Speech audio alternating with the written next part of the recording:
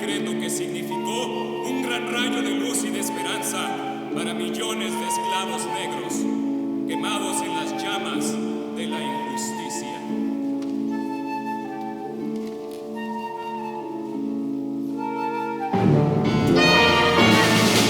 El decreto llegó como un precioso amanecer al final de una larga noche de cautiverio.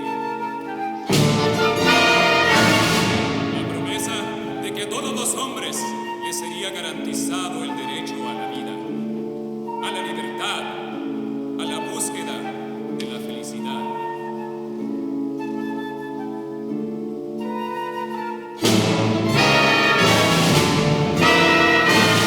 Pero 100 años después, el negro aún no es libre.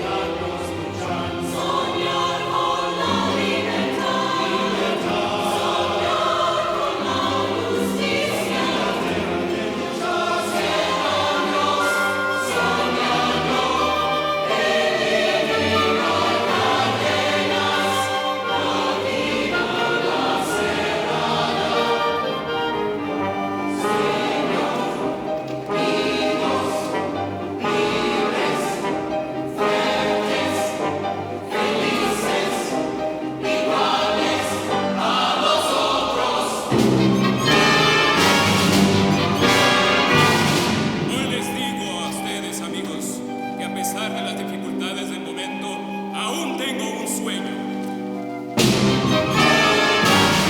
Sueño que un día habrá un sitio en la tierra donde niños y niñas negras puedan unir sus manos con las de los niños y niñas blancas y caminar unidos como hermanos y